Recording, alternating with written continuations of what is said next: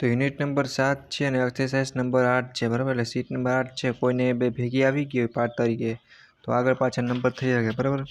Mechanical છે, detail symbol છે એ આપણે જોવાના છે. આમાંથી અંદર જીટીયુ એક્ઝામની અંદર સિમ્બોલ પૂછાય બરાબર. રિક્વાયરમેન્ટ મુજબ આપણે ડ્રો કરવાના થાય. નટ છે આપણે સિમ્બોલ બરાબર. કેટલા ટાઈપની એક્સટર્નલ ઇન્ટરનલ છે એ પૂછાય ઘણીવાર. ભાઈ ટાઈપ ઓફ વેલ જોઈન્ટ છે એ પણ પૂછાય છે બરાબર. અને ટાઈપ ઓફ વેલ છે તે મુજબ તમારે આ ડ્રો કરવાના થાય. વેલ જોઈન્ટના સિમ્બોલ છેલ્લી આ બાજુ ડ્રો કરવાનું થાય. નામ તમારે અહીંયાથી જોઈ લેવાનું બરાબર. વિથ બટ વેલ છે તો એની સિમ્બોલ કંઈક આવો જોવા મળે તમને. એવી રીતના અલગ અલગ પ્રકારના છે. તમને કોઈ નામ આપ્યું સિમ વેલ છે એટલે કે સિમ વેલ્ડિંગ તો એનો સિમ્બોલ આવો થાય બરાબર. એવી રીતના કોઈ પણ સ્પોટ પૂછાય તો એ પ્રમાણે આવો સિમ્બોલ આવે. વેલ જોઈન્ટ સિમ્બોલ છે જેમાં સ્ક્વેર બટ કે કોઈ પણ ટાઈપના પૂછાય, single V but, double V but તો એ ટાઈપના અહીંયા સિમ્બોલ તમને સાઈડમાં આપ્યા બરાબર. આ બાદ તમને ફિગર જોવા મળે. વેલ જોઈન્ટ ફિગર ઇમ્પોર્ટન્ટ પૂછાતી હોય. ફિનિશ સિમ્બોલ છે, કંટ્રોલ સિમ્બોલ છે, લેન્થ ઓફ વેલ વગેરે ટાઈપનું ડ્રોઈંગ છે બરાબર. એ ઘણીવાર પૂછાતું હોય તો તમારે પાકું કરવું જરૂરી છે. આગળના ઘણા એક્ઝામમાં પૂછાશે બરાબર. પાઇપ ફિટિંગ છે બરાબર, એના સિમ્બોલ પૂછાય પાઇપ ફિટિંગને તો તમારે આવા ડ્રો કરવાના થાય બરાબર. અને જીટીયુ એક્ઝામમાં પૂછાય જ છે તો પાકા કરી લે બરાબર. એલ્બો છે તો કેવી રીતના હું કાંઈ ટી હે આઉટલેટ ઓફ તો કેવો સિમ્બોલ આવે એ જોઈ લઈએ એકવાર.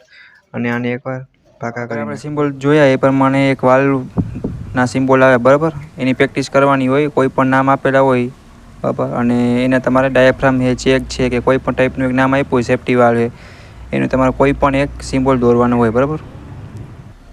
એ મુજબ પાઇપલાઇન બરાબર અને ફ્રૂટ સિમ્બોલ છે એની પણ અલગથી પ્રકારની લાઈન તમે જોઈ ગયા બેઝિક ડ્રોઈંગમાં. એ મુજબ પાછી આ સબ્જેક્ટમાં આપણે જોવાની. કોઈ પણ નામ આપેલું હોય એ મુજબ તમારે એનું સિમ્બોલ અથવા લાઈન ડ્રો કરવાની થાય. 2 કાં તો 3 માર્કમાં પૂછાય છે. અહીંયા પણ થોડોક ટાઈપ્સ આપ્યા બરાબર. બોલ્ટ છે, નટ છે, સ્ક્રૂ છે, કી, કોટર, પિન વગેરે, વેલ્ડિંગ છે, બ્રશિંગ, સોલ્ડરિંગ, ફોર્જિંગ, રિવેટિંગ અને હેઠે સ્ક્રૂ થ્રેડ આપ્યો એનો પણ ફિગર આપી છે. આ ઘણીવાર આગલા બીજા સબ્જેક્ટમાં પૂછાતું હોય ઇમ્પોર્ટન્ટ ને બરાબર. એટલે એક્સટર્નલ થ્રેડ આપ્યા અને ઇન્ટરનલ બે પ્રકારના છે. એવી જ રીતના ટાઈપ્સ ઓફ સ્ક્રૂ થ્રેડ આપ્યા બરાબર.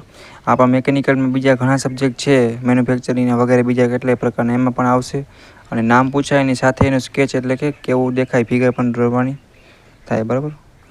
અલગ અલગ પ્રકારના ટાઈપ્સ ઓફ નટ છે બરાબર. તમે ઘણી જગ્યાએ જોયા છે પણ આપણે મેન્યુફેક્ચરિંગમાં જોવા જઈએ ડિઝાઇનમાં અલગ અલગ ટાઈપના અલગ અલગ એપ્લિકેશન માટે યુઝ થાય. એવી જ રીતના જોવા જઈએ તો વાઇસર બરાબર. 1 થી 2 તો તમે ક્યાંય ઘરેલું કામમાં પણ યુઝ થતા જોયા હશે. પણ કેટલાય ટાઈપના આવે છે અને કેટલા પર્પસ અને કેટલા એપ્લિકેશન માટે એન્જિનિયરિંગ એમાં પણ મેકેનિકલમાં યુઝ થાય છે બરાબર. એક વાઇસરથી કામ નથી ચાલી જતું, નોખા ટાઈપના યુઝ કરવા પડે. એ નટનું ડ્રોઈંગ પણ છે. ટાઈપ્સ ઓફ હેડ સ્ટાઇલ પણ આપી, ફ્લેટ છે, ઓવલ છે, પાન વગેરે બરાબર. અને 3Dમાં આપ્યા સમજવા માટે અને 2Dમાં પણ આપ્યા. એવી જ રીતના આપણે જોવા જઈએ ટાઈપ્સ ઓફ રિવેટ આપ્યા બરાબર. તો ટાઈપ્સ ઓફ કી પણ આપી તો એનું વર્ગીકરણ પૂછાય તો લિસ્ટ પૂછાય તો તમારે સીટમાં પણ દોરવામાં કામ આવશે બરાબર. અને સીટમાં તો ફરજિયાત દોરવાના છે માર્ક્સ લેવા માટે. જીટીમાં પણ સિમ્બોલ પૂછાય આમાંથી વધારે તો એ પણ તમારે પ્રેક્ટિસ કરીને ડ્રો કરવા પડશે. અને જેને સીટ બાકી હોય પૂરી કરી નાખે, થઈ ગઈ હોય કોમેન્ટમાં યસ લખે.